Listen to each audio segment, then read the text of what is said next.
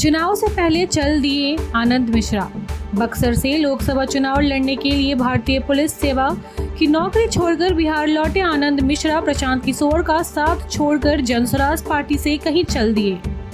कहा, इस पर अटकले हैं। आनंद ने जनस्वराज पार्टी के युवा अध्यक्ष का पद छोड़ दिया है। प्रदेश अध्यक्ष मनोज भारती ने उनकी जगह पर मुजफ्फरपुर के प्रोफेसर शांतनु को यूथ विंग का प्रेसिडेंट बनाया है। बीपीएससी टीआरई 4 परीक्षा 10 अगस्त से पहले होगी। बिहार में सरकारी शिक्षक बनने की चाह रखने वाले बेरोजगार युवाओं के लिए अच्छी खबर है।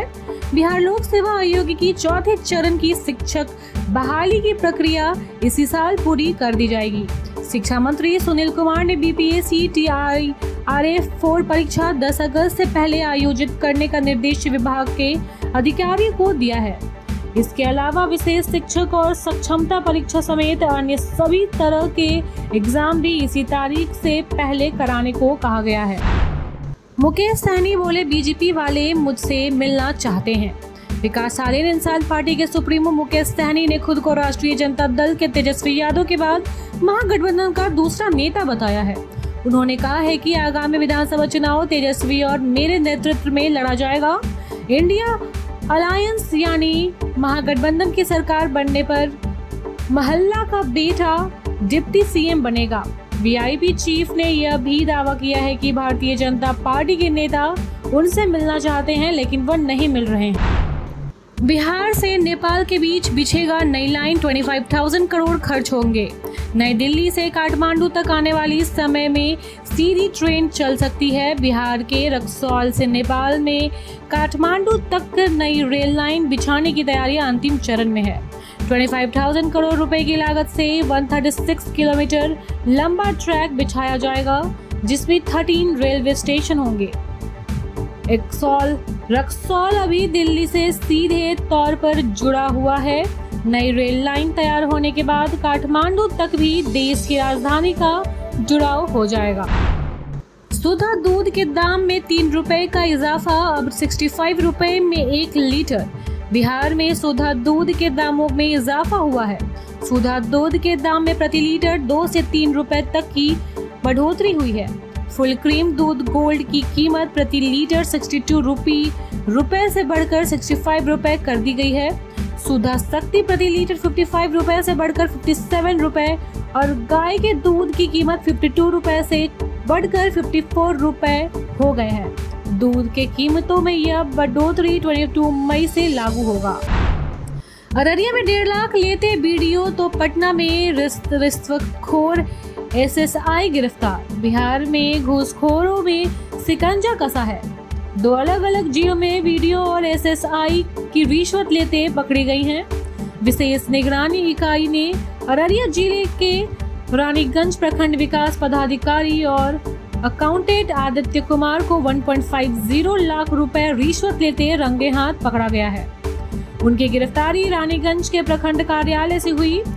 एसवीयू से मिली जानकारी के मुताबिक इस मामले में कलानंद सी नामक व्यक्ति ने विशेष निगरानी इकाई के शिकायत की थी कि वीडियो द्वारा बिल भुगतान के एवज में अकाउंटेंट आदित्य प्रियदर्शी के माध्यम से 1.50 लाख रुपए रिश्वत की मांग की जा रही है।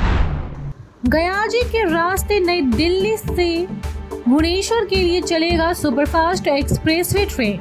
रेलवे ने यात्रियों की सुविधा के लिए नई दिल्ली से भुवनेश्वर के बीच गया के रास्ते एक विशेष सुपरफास्ट एक्सप्रेस ट्रेन चलाने का फैसला किया है। यह ट्रेन 24 मई 2025 से 15 जून 2025 तक हर शनिवार और रविवार को चलेगी। ट्रेन नई दिल्ली से सुबह 9:30 बजे चलकर अगले दिन 4:40 बजे भुवनेश्वर पहुंचेगी। आईएएस विनय चौबे सहित गिरफ्तार सभी अधिकारियों की संपत्ति खंगालेगा एसीबी। शराब घोटाला मामले में एसीबी के विनय कुमार चौबे और राजेंद्र सिंह को गिरफ्तार किया गया है। इन अधिकारियों पर पद का दुरुपयोग करके प्लेसमेंट एजेंसियों को फायदा पहुंचाने का आरोप है, जिससे सरकार को 38 करोड़ का नुकसान हुआ।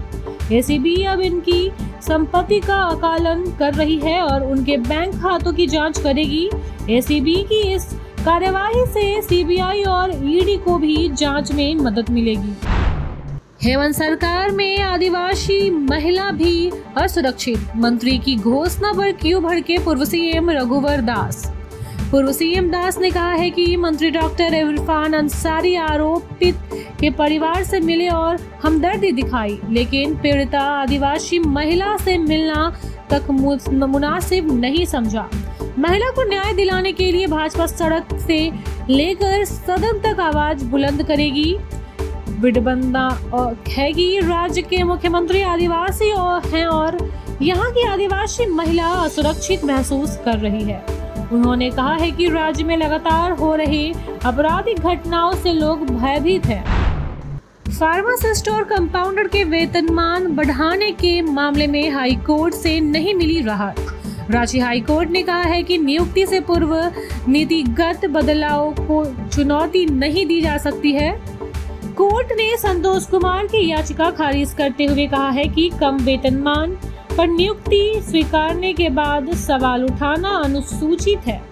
याचिकाकर्ताओं ने कंपाउंडर पद के वेतनमान को चुनौती दी थी, जिसे कोर्ट ने अस्वीकार कर दिया क्योंकि सरकार ने यह फैसला उनके पदभार ग्रहण करने से पहले ही ले लिया। Thank you so much for watching this video. Don't forget to like, comment, share and subscribe.